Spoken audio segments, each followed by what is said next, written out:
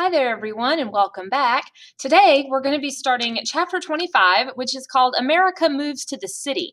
Now, we have talked about this sort of um, almost like a fight or a question, this sort of wrestling of the issues of farmers and rural America and the West and all of that versus the issues of the city and industrialization and all of that. And how certainly by the turn of the century, it definitely seemed to be, certainly after 1896, steered toward the direction that it was the issues of cities and business and all of that that was going to take precedence over everything else. So we're still looking at that whole concept and how the industrialization that we talked about in the previous section, in the previous chapter, how that was partially happening and was partially causing then more people to move to cities, the growth of cities, cities to change, and America start to move toward, more people living in cities. Now, we won't get to more people actually living in cities rather than rural areas until later in the 20th century, but we are definitely seeing huge urban growth. And also that brings about with it, changes in culture. That brings about changes in people's everyday lives. It changes the way that they live. It changes the way that they shop. It changes the way that they see the world. It changes what they do for entertainment. It changes education. It changes so many things. So we're going to be looking at some of that today, talking about this urbanization that's taking place and kind of how these cities are changing, what they look like, some of the good things that that brings, some of the bad things that that brings. And we'll also be talking in this section about immigration. We keep hitting on the concept of immigration and just kind of glossing over it, and how that is also part of the industrialization that is taking place. It's a factor in urbanization, the fact that there's a massive wave of immigrants coming in from Europe in these decades. So we will look at that as well and talk about those groups of people and some of the characteristics about them and how they were contributing to America and the problems they were experiencing and so forth. So again, we've seen, we talked about urbanization in the past, and what we're seeing in the years following the Civil War is certainly an increase in urbanization, in huge urban growth. And let me just say here, this little bullet point that I've just put up of street, quote, streetcars and skyscrapers, I don't literally mean we're just going to talk about what streetcars were and skyscrapers were. I really kind of mean this as just sort of a way to just cleverly phrase and just cleverly describe some of the ways that cities are changing and some of the ways that they're becoming more what we might consider modern. That cities are not just growing, but people are, they're changing the way that they look. Skyscrapers, of course, being super tall buildings, because they're growing so much that they're actually growing upward. And that has to do also with new technology, that all this stuff is just wrapped into one. It's not even so much like one thing causes another. They're all kind of, it's very complex. Because there are new technologies. That's part of industrialization. The steel industry, we talked about that. That's leading to the growth of skyscrapers and other kinds of bigger and better and fancier buildings, replacing your old-fashioned ones. The invention of things like elevators and stuff like that. So you're seeing a much more modern city, with larger buildings and just kind of moving upward as well as moving outward. Streetcars, of course, at first they would have been, horse-drawn and things like that. And eventually, you see, steam powered and electric and things like that. But what we mean by that is, mass transit is that, we're seeing the beginnings of streetcars and trolleys to take people from one place to the other. People are becoming commuters. It's more likely that people maybe don't work right next to the house or walking distance from their home. They might live miles away. So you're starting to see cities also kind of become sort of subdivided, which a lot of cities are still like this now. You have your business district where your white collar workers, your lawyers, and other kind of professionals and doctors' offices and things like that, accountants' offices, financial, institutions, banks, and so forth in your business district. Then you have your industrial sector with some manufacturing and different things like that. And then you have your residential areas where people lived. And certainly, those start to become more divided divided as well, as you start to see a bigger divide between socioeconomic status and class, and you have wealthier neighborhoods and poorer neighborhoods. And in cities, those also tended to be not just divided by socioeconomic status, but by race and by ethnicity, particularly as immigration continues to grow in this particular period. So it means that cities are growing and they're changing and they're becoming more modern, but they're also becoming more divided. They are becoming more, subdivided and segregated amongst a lot of different lines. That can be good and bad because it means that you've got wealthy neighborhoods and poor neighborhoods. So parts of these cities may not be very nice places, where poorer people or low income people are basically in slums and tenements. We'll get to that in just a moment. And then you've got your wealthier, more affluent areas where you kind of have the best and the worst of things, where they have nice gardens and pretty fences and nice homes and all of that sort of stuff. So these could be, there are lots of good things that come with this, a lot of things that people might enjoy, like the department stores, and we're getting the beginnings of electricity and, dazzling lights and all kinds of entertainment options and theaters and things like that. But there's also the uglier parts of that as well. Not only things like tenements and slums, which I'll get to in a second, but you also have to remember that this urban growth happens when, before. This is why we have things like, sanitation departments and things like that. So these cities can be quite ugly, dirty, nasty, smelly places because they didn't have, sanitation, garbage collection. People would just throw their garbage and stuff out into the street. You didn't have oftentimes clean water supplies. You didn't have those kinds of public utilities. Sometimes you may not even have adequate or even police forces at all for, maintaining law and order in places. So things could be kind of, not necessarily the best, but there were also things that a lot of people found exciting and attractive and convenient and, increasing their standard of living. But going back to the way that these cities are becoming more and more sort of divided amongst class and social and ethnic lines, whereas you have these wealthier neighborhoods, residential neighborhoods, which I'll go ahead and put up here. Those will, never mind. That also leaves them, because those wealthier people are moving out into those wealthier neighborhoods, that leaves, slums in cities, parts where people lived in poverty and very substandard housing with not adequate, places to live, not adequate ventilation. They could be very unhealthy, spread of disease. Like I said, dirty and all that kind of thing. Tenements are what we call the kind of apartments oftentimes you would see in these slums, in these poorer areas.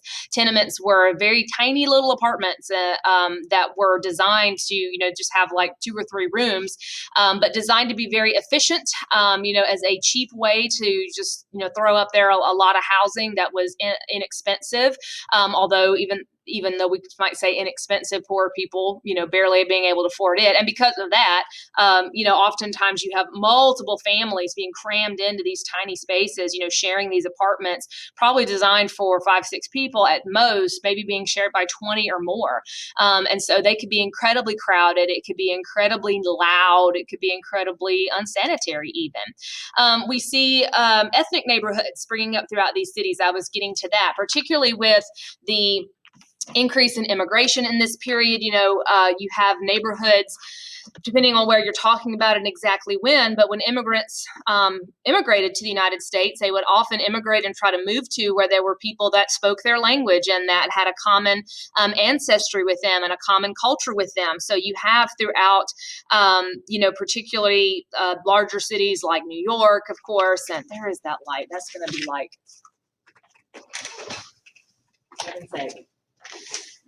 I swear it's the running gag through all of this. And it's like, I feel like it takes me more and more moving to alert it to the fact that I'm still here. The more I do it, it's like it's playing jokes on me or something. It's on to me. Anyway, going back to what I was saying. So these are poor working class neighborhoods. Again, you have just distinct groups, whether they are Polish or they're Slavic, or you have, Ukrainian area of town. And, in some of these cities, they might even still refer to certain parts of town as that, even though they may not be that specific ethnic neighborhood as well. But this is where people might have, find more solidarity or community, people that spoke a common language, that ate similar foods that they did, churches, just an overall feeling of home, overall feeling of community and belonging in a lot of those ethnic neighborhoods. And then you have your residential suburbs. Those would be, of course, your more affluent areas that I've already kind of mentioned, and, you know, where the wealthier people would, you know, take their move themselves to fancier homes, prettier homes, where you'll get, you know, more pretty landscaping and fences and gardens, and kind of trying to create this very peaceful and you know, very idyllic kind of life there within the city. And eventually, as time goes on, you will get, you know, in the cities, they will start kind of adopting, you know, things like sanitation departments and creating more public utilities and things like that to clean up, literally clean up some of the filth and noise and stuff, you know, zoning restrictions about what could be where. So you were, you know, being more careful about that kind of stuff. So these images here just contrast some of those different parts and different aspects of the city. For example, right here, you can see this city doesn't look really nice. It looks like we have a very dirty, crowded, you know, well, not that crowded, but it doesn't look like a very nice street here. You can see the water just sitting there. You can see a dead animal in the road, and these children are just playing, you know, there right beside it. So that's the kind of thing that you see early on in these cities when they grow so quickly, when there isn't a whole lot of infrastructure there to deal with some of those problems that are naturally going to arise with urban life. Then here, this is a picture, and you can find tons of these, of a tenement. This is the kind of bad substandard housing that poor Americans, certainly a lot of immigrant Americans, would find themselves living in. So you can see these tiny little apartments. You can see there, you know, people are just hanging their washing up here in the middle of the city and everything. So not a very nice place to live for those folks. That should contrast quite greatly with these two pictures here. This is one of your more affluent kind of neighborhoods. You can see it looks almost like any kind of suburb today, with its picturesque fences and trees lining the streets, and it looks very clean, all those kind of things. This is actually Central Park in New York, about 1910 or so. So you can see the skyline of New York, but in the middle you have this park, of course, which is very famous and still there. And you can see in this case, there's actually even sheep grazing on it. So you see lots of different scenes in cities. It certainly isn't just one thing, and it certainly wouldn't have been the same thing for all people. Now, going back to the immigrants and the ethnic neighborhoods and all of that. This is certainly a time of massive immigration. There are really two big waves of immigration that come or that hit the United States, or that's not a good word for it, that happen in the United States, that occur in the 19th century. The first was the one we talked about, and you should have talked about in 10th grade, that happened in the early 19th century, prior to the Civil War, probably somewhere between the 1830s and 1840s. And then we have a second big wave of immigration that occurs and starts to reach its peak 1870s, 1880s, 1890s. And this is called the new immigration. And these people would be the new immigrants. Your old immigrants, old immigration, that is referring to that pre-Civil War big wave of immigration that happened again around the 1830s or 40s. Those are your old immigrants. And this becomes a new big wave of immigration that takes place. So we want to talk a little bit about these new immigrants, who they were, where they were from, and kind of what made them different from that old pattern of immigration, and then how Americans reacted to it. Let me go back here. Okay. So these newer immigrants, one thing, first of all, it is much bigger. This wave of immigration is far bigger than the one that you saw prior to the Civil War. As big as that was, this was even larger. So huge numbers of people coming into the United States over these next several decades. These people, though, these new immigrants tended to be overwhelmingly from Eastern Europe. A lot are Italian, you have Polish, you have Russian, Slovakian, a lot of Greek even. So a lot of groups that tended to be overwhelmingly from Eastern Europe, whereas your old immigrants were overwhelmingly Western European. You probably recall the largest group of those old immigrants were Irish. So here we have certainly far more Italian and other Eastern European immigrants coming to the United States for the first time.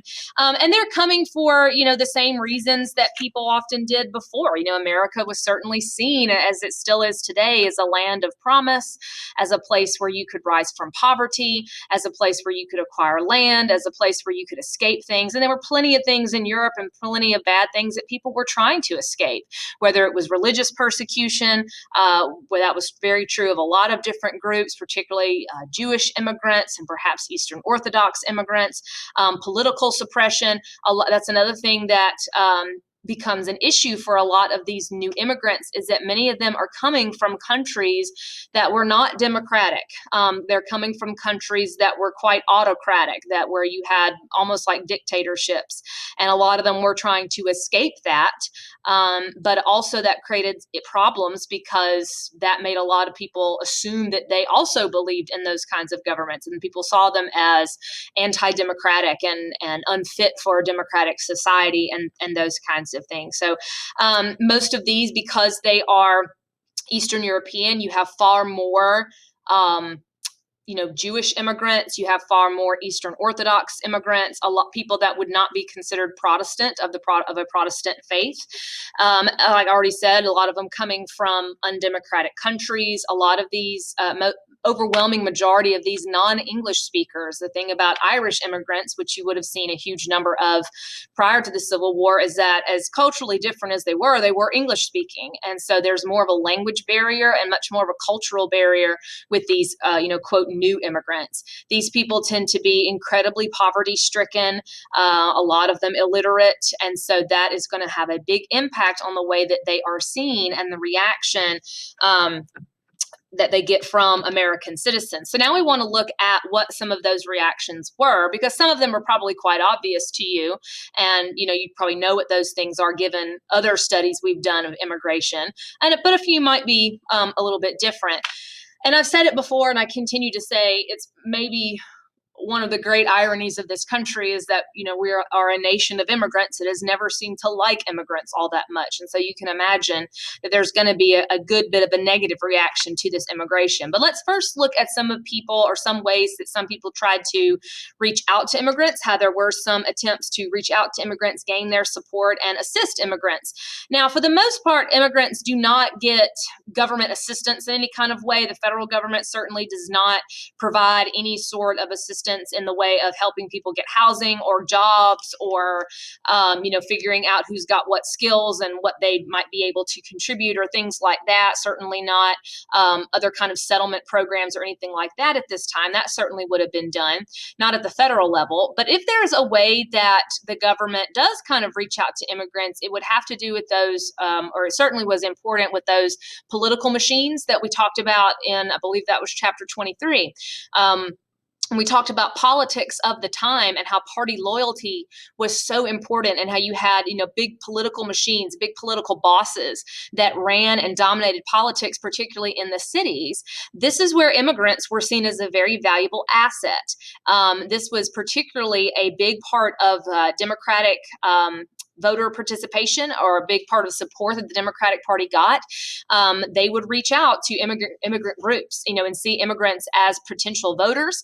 And so, they would, try to get immigrant support. And the way that they did that was by providing services for immigrants, making sure, if I get elected mayor, you vote for keep our party in power. And so we've got our party as the mayor and the city council and all those kinds of things, and the heads of all these different, public utility boards. We'll make sure that there is clean water brought into your neighborhood. We'll make sure there's a school built in your neighborhood, and those kind of things, and that businesses are brought in, and also just providing assistance, food baskets and clothing and things like that to assist immigrants. So there's a tight relationship oftentimes between the immigrant vote that was seen as a big important part, particularly of the Democratic Party's electorate, was the immigrant vote.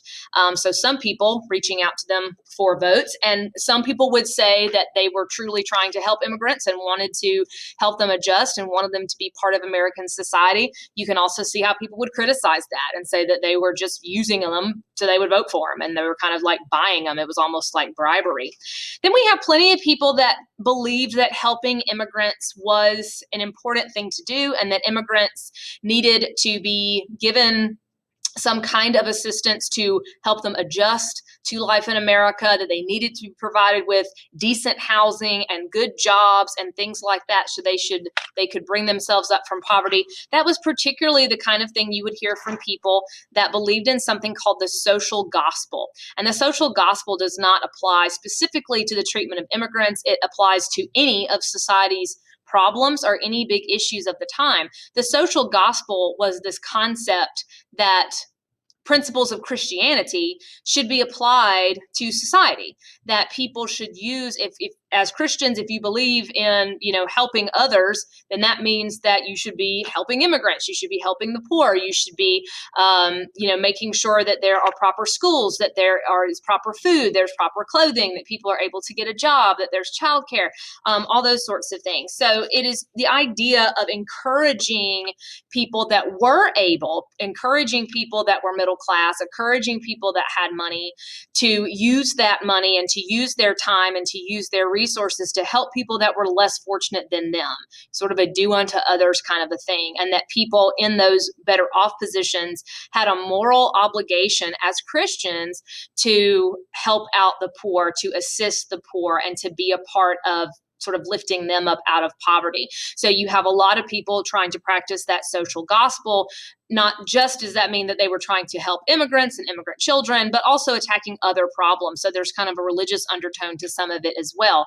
That social gospel is partially a motivation for people that would have supported things like settlement houses. And an example, probably the prime example, although she doesn't start the first settlement house, but certainly one of the largest and what becomes one of the most well known, is a lady named Jane Addams, who started a settlement house called Hull House. But there were lots of settlement houses throughout American cities at this time. And settlement houses were, I kind of feel like they're sort of like a good way to describe it, almost like a community center of sorts, sort of a community or a resource center for immigrants, but they're trying to reach out to immigrant families, helping them to assimilate and helping them to adjust and adapt and lift themselves up out of poverty and become integrated into American society. So settlement houses, and they're often run by women. There's an overwhelming presence here, not just when it has to do with immigration, but with other kinds of reforms of this time, an overwhelming presence of women, particularly younger women, middle class women. Again, that is part of who the social gospel was, reaching out to. But women like Jane Addams, who started these settlement houses as a place of providing care and services, other kind of social services for immigrant families. So they might, for example, childcare was a big thing because oftentimes immigrant families, both parents are going to be working. So they would provide childcare for immigrant children, English classes, other kinds of, sometimes it's just social things like having dinners and other kinds of entertainment things and, cultural lessons and stuff like that, just to kind of help people adjust. And this eventually you get, more schooling and things like that. And there were hundreds of them. Throughout the United States, and they did assist a whole lot of people. And they're kind of doing the kind of thing, the whole concept of social work is kind of around at this point, but it's not a really well-defined career yet. And they're kind of laying the groundwork for some of that, kind of being pioneers in a lot of that. But these are all ways in which people might have seen immigrants as people that were to be valued and needed some kind of assistance or help. But you can also imagine that there were plenty of people that saw immigrants as a problem and immigrants as an intrusion and immigrants as, people who needed to be limited, who needed to be silenced, and immigration as a phenomenon that needed to be silenced or stopped or at least slowed down. So obviously this is going to lead to a massive, massive rise in nativism. Now, nativism is a concept we learned in 10th grade. Nativism was this hostility, prejudice, fear, anger toward immigrants. A nativist, that word native, they would mean Native American. And when they said that, they didn't mean like American Indian. They thought American born. And that had been a movement, that had sprung up in that first wave of immigration. And so it just resurges, tenfold as a result of this new immigration. In fact, a lot of these nativists might even say, oh, those Irish and those people, we didn't like them, but at least they spoke English. And we didn't like them, but, Catholics are better than all these Eastern Orthodox people and all this kind of stuff. They're almost nostalgic for that old immigration. They see these people as the people that are not fit for American society. They're like, it's just a bunch of poor people. They don't speak English.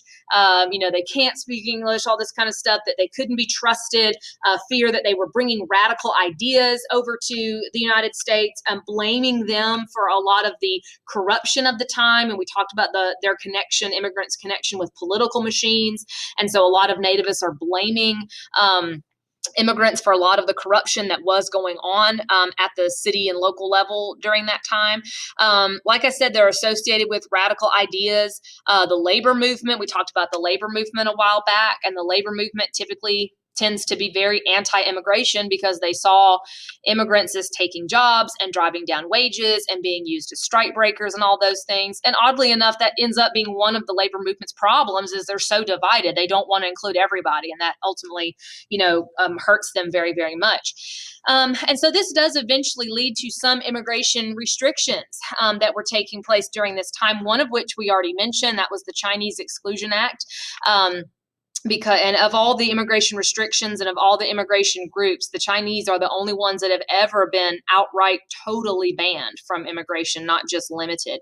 Other immigration restrictions at this time, other than the Chinese Exclusion Act, there were laws that banned certain types or certain characteristics, like no criminals, people that have past convictions, or people that are convicts.